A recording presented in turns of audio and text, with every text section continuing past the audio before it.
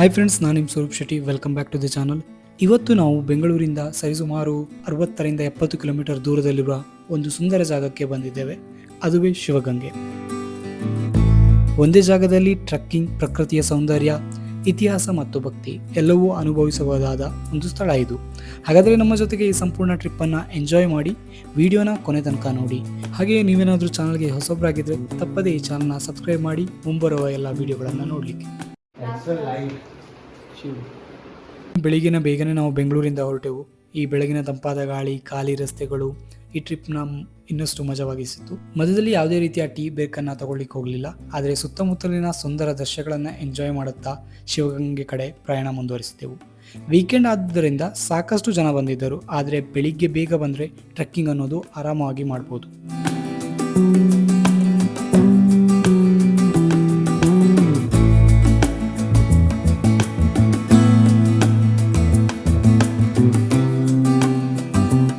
ಬೆಟ್ಟದ ಕೆಳಭಾಗದಲ್ಲಿ ದೇವಸ್ಥಾನ, ಸಣ್ಣ ಅಂಗಡಿಗಳು, ತಿಂಡಿ ತಿನಿಸುಗಳು ಮತ್ತು ತಂಪು ಪಾನೀಯಗಳು ಎಲ್ಲವೂ ಸಿಗುತ್ತದೆ.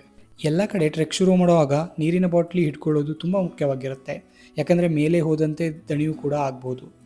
ಆದರೆ ಇಲ್ಲಿ ಆ ಕೆಲಸನ ಮಾಡೋಕ್ಕೆ ಹೋಗಬೇಡಿ. ಯಾಕೆ ಅಂತ ನೀವು ವಿಡಿಯೋ ನೋಡಿದಾಗ ಗೊತ್ತಾಗುತ್ತೆ. ಇಲ್ಲಿಂದನೇ ಬೆಟ್ಟದ ನಿಜವಾದ ಸೌಂದರ್ಯ ಕಾಣಲು ಶುರುವಾಗುತ್ತೆ. ಆರಂಭದಲ್ಲಿ ಟ್ರೆಕ್ ತುಂಬ ಸುಲಭ ಅನಿಸುತ್ತದೆ, ಆದರೆ ನಿಧಾನವಾಗಿ ಏರುಗತಿ ಜಾಸ್ತಿ ಆಗುತ್ತೆ. ಕೆಲವು ಕಡೆ ಮೆಟ್ಟಿಲು ಚೆನ್ನಾಗಿದ್ದರೆ ಇನ್ನೂ ಕೆಲವು ಕಡೆ ಕಲ್ಲಿನ ಮೇಲೆ ನಡೆಯಬೇಕಾಗುತ್ತೆ. ಮಧ್ಯ ಮಧ್ಯ ನಿಂತು ಸುತ್ತಮುತ್ತಲಿನ ನೋಟ ನೋಡಿದರೆ ಎಲ್ಲ ದಣಿವು ಮರೆತು ಹೋಗುತ್ತದೆ. ಆದರೆ ಟ್ರೆಕ್ಕಿಂಗ್ ಅನ್ನೋದು ಅಲ್ಲಿಗೆ ಮುಗಿಯಲ್ಲ. ಪ್ರತಿ ತಿರುವಿನಲ್ಲೂ ಹೊಸ ದೃಶ್ಯ, ಹೊಸ ಅನುಭವ. ಗಾಳಿ ಜೋರಾಗಿರುತ್ತೆ. ಮೇಲಕ್ಕೆ ಏರುತ್ತಾ ಹೋದಂತೆ ಸುತ್ತಮುತ್ತಲಿನ ಹಸಿರು ಪ್ರದೇಶಗಳು ಕಣ್ಣಿಗೆ ಹಬ್ಬವಾಗುತ್ತದೆ. ಸ್ವಲ್ಪ ಕಷ್ಟವಾದ ಟ್ರೆಕ್ ಆದರೂ ಮೇಲಿಂದ ಕಾಣುವ ದೃಶ್ಯ ಈ ಪ್ರಯಾಣವನ್ನು ಸಂಪೂರ್ಣವಾಗಿ ಅರ್ಥಪೂರ್ಣವಾಗಿಸುತ್ತೆ.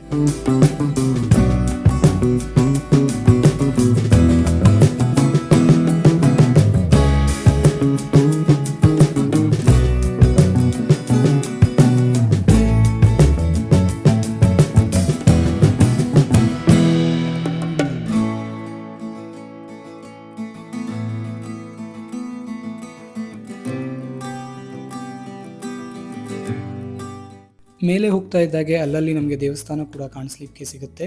ಜೊತೆಗೆ ಅಂಗಡಿಗಳು ಇರುವುದರಿಂದ ನೀವು ಅಲ್ಲೆಯೇ ನೀರು ತಗೊಂಡು ಅಲ್ಲೇ ಬಾಟಲನ್ನು ಹಾಕ್ಬೋದು. ಆದರೆ ಮೇಲೆ ನೀವು ಯಾಕೆ ನೀರು ಬಾಟಲಿ ಅಥವಾ ಯಾವುದೇ ಪ್ಲಾಸ್ಟಿಕ್ ವಸ್ತುಗಳನ್ನು ತಗೊಂಡು ಹೋಗಬಾರ್ದು ಅಂದರೆ ಮಂಗಗಳು. ಸೊ ಇಲ್ಲಿ ಯಾವುದೇ ರೀತಿಯ ಸೆಕ್ಯೂರಿಟಿ ಅನ್ನೋದು ಇರೋದಿಲ್ಲ, ಆದರೆ ಈ ಮಂಗಗಳು ನಿಮ್ಮನ್ನು ಸೆಕ್ಯೂರಿಟಿ ರೀತಿಯಲ್ಲೇ ಚೆಕ್ ಮಾಡ್ತಾರೆ. ಸೊ ಇದ್ರ ಬಗ್ಗೆ ಅವೇರ್ ಆಗಿರಿ. ಇದೇ ಕಾರಣಕ್ಕೆ ನೀವು ಯಾವುದೇ ರೀತಿಯ ಪ್ಲಾಸ್ಟಿಕ್ ಬ್ಯಾಗ್ ಅಥವಾ ಬಾಟಲ್ ಅಥವಾ ತಿಂಡಿ ತಿನಿಸುಗಳನ್ನು ಮೇಲೆ ತಗೊಂಡು ಹೋಗಬೇಡಿ. ಒಂದು ಕಡೆ ರೀಚ್ ಆದಾಗ ಮಧ್ಯ ಆಗಲಿ ಅಥವಾ ಮೇಲೆ ಬೆಟ್ಟದ ಮೇಲೆ ಆಗಲಿ ಅಂಗಡಿಗಳು ಸಿಗೋದ್ರಿಂದ ಅಲ್ಲೇ ತಗೊಂಡು ಅಲ್ಲೇ ತಿಂದು ಹಾಗೆ ಕಸವನ್ನು ಡಸ್ಟ್ಬಿನ್ಗೆ ಹಾಕಿ ನೀವು ಕೆಳಗೆ ಬರ್ಬೋದು.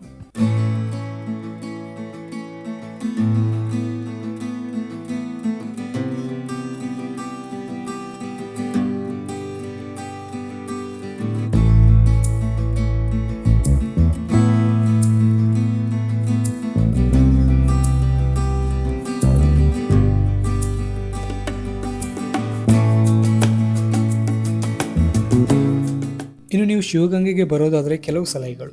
ಬೆಳಿಗ್ಗೆ ಬೇಗ ಬನ್ನಿ. ಒಳ್ಳೆಯ ಗ್ರಿಪ್ ಇರುವ ಶೂ ಅನ್ನು ಧರಿಸಿ. ಮಳೆಗಾಲದಲ್ಲಿ ಕಲ್ಲು ಜಾರುವ ಸಾಧ್ಯತೆ ಇರುತ್ತೆ, ಆದ್ದರಿಂದ ಎಚ್ಚರಿಕೆಯಿಂದ ಟ್ರೆಕ್ ಮಾಡಿ. ಕುಟುಂಬದ ಜೊತೆ ಅಥವಾ ಸ್ನೇಹಿತರ ಜೊತೆಗೆ ಒಂದು ದಿನದ ಟ್ರಿಪ್ಪಿಗೆ ಇದು ಅತ್ಯುತ್ತಮವಾದ ಜಾಗ. ಅದೇ ರೀತಿ ಈ ಟ್ರೆಕ್ನಲ್ಲಿ ಯಾವುದೇ ರೀತಿಯ ಎಂಟ್ರಿ ಫೀಸ್ ಅನ್ನೋದು ಇರೋದಿಲ್ಲ. ನೀವೇನಾದರೂ ಗಾಡಿ ನಿಮ್ಮನ್ನ ಪಾರ್ಕ್ ಮಾಡಿದರೆ ಅದಕ್ಕೆ 2 ವೀಲರ್ ಅಥವಾ 4 ವೀಲರ್ಗೆ ಅದರದ್ದೇ ಆದ ಪಾರ್ಕಿಂಗ್ ಚಾರ್ಜಸ್ ಇರುತ್ತೆ. 2 ವೀಲರ್ಗೆ ಆದರೆ 20 ರೂಪೀಸ್ ಅಂತ ತಗೊಳ್ತಾರೆ. ಆದರೆ ಯಾವುದೇ ರೀತಿಯಲ್ಲಿ ಕೂಡ ಎಂಟ್ರಿ ಅಂತ ಟ್ರೆಕ್ಕಿಂಗಿಗೆ ಫೀಸ್ ಅಂತ ಇರೋದಿಲ್ಲ. ಕೊನೆಗೂ ನಾವು ಮೇಲ್ಭಾಗ ತಲುಪಿದ್ದೆವು ಅಂತ ಅಂದ್ಕೊಂಡ್ವಿ, ಆದರೆ ಇಲ್ಲಿಂದ ಡಿಫಿಕಲ್ಟಿ ಲೆವೆಲ್ ಸ್ವಲ್ಪ ಜಾಸ್ತಿ ಇರುತ್ತೆ. ಯಾಕಂದರೆ ಇಲ್ಲಿಂದ ನಮ್ಮ ಸೆಕ್ಯೂರಿಟಿ ಚೆಕ್ ಅನ್ನೋದು ಇನ್ನೂ ಜೋರಾಗಿರುತ್ತೆ. ಅಂದರೆ ಮಂಗಗಳ ಕಾಟ ಇಲ್ಲಿಂದ ಶುರುವಾಗುತ್ತೆ. ಅದೇ ರೀತಿ ಜೋರಾದ ಗಾಳಿ, ತಂಪನೆಯ ಗಾಳಿ, ಮಂಜು ಇವೆಲ್ಲವೂ ನೋಡಲಿಕ್ಕೆ ತುಂಬಾ ಚೆನ್ನಾಗಿ ಕಾಣಿಸುತ್ತೆ.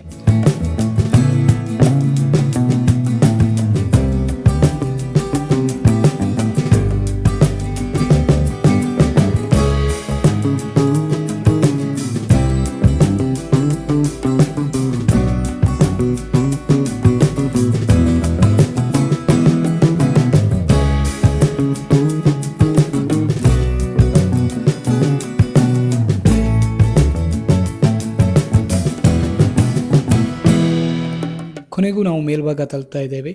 ಇಲ್ಲಿನ ದೇವಸ್ಥಾನಕ್ಕೆ ಬಂದು ದೇವರ ದರ್ಶನ ಕೂಡ ಪಡೆಯಬಹುದು.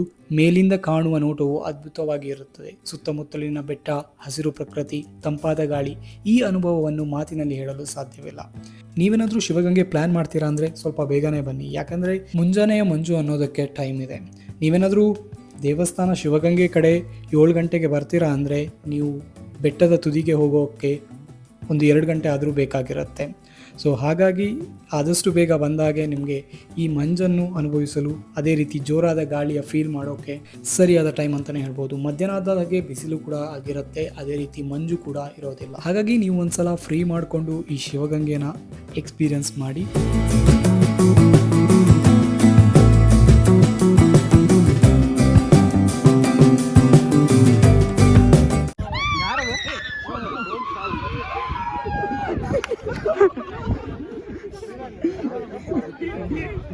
ನಡೀರಿ ನೀವು ನಡೀರಿ,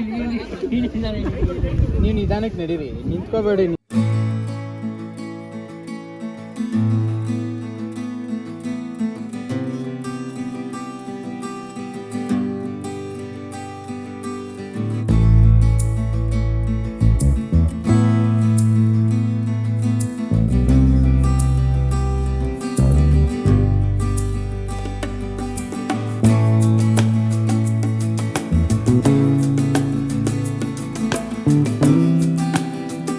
ಇಲ್ಲಿ ಬಂದು ಸ್ವಲ್ಪ ಸಮಯ ಕಳೆಯಿರಿ, ಫೋಟೋ ತೆಗೆಯಿರಿ.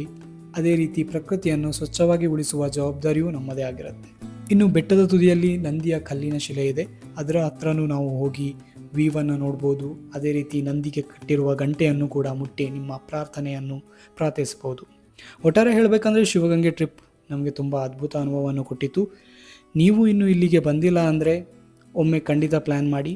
ಈ ವಿಡಿಯೋ ನಿಮಗೆ ಇಷ್ಟ ಆಗಿದ್ದರೆ ಲೈಕ್ ಮಾಡಿ, ಕಮೆಂಟ್ ಮಾಡಿ, ನಿಮ್ಮ ಸ್ನೇಹಿತರ ಜೊತೆ ಶೇರ್ ಮಾಡಿ. ಇನ್ನಷ್ಟು ಟ್ರಾವೆಲ್ ಬ್ಲಾಗ್ಗಳಿಗಾಗಿ ನಮ್ಮ ಚಾನಲ್ ನಿಮ್ಮ ಸ್ವರೂಪ್ ಶೆಟ್ಟಿಯನ್ನು ಸಬ್ಸ್ಕ್ರೈಬ್ ಮಾಡಿ. ಮತ್ತೆ ಮುಂದಿನ ವಿಡಿಯೋದಲ್ಲಿ ಸಿಗೋಣ. ಅಂಟಿಲ್ ಟೇಕ್ ಕೇರ್, ಬಾಯ್.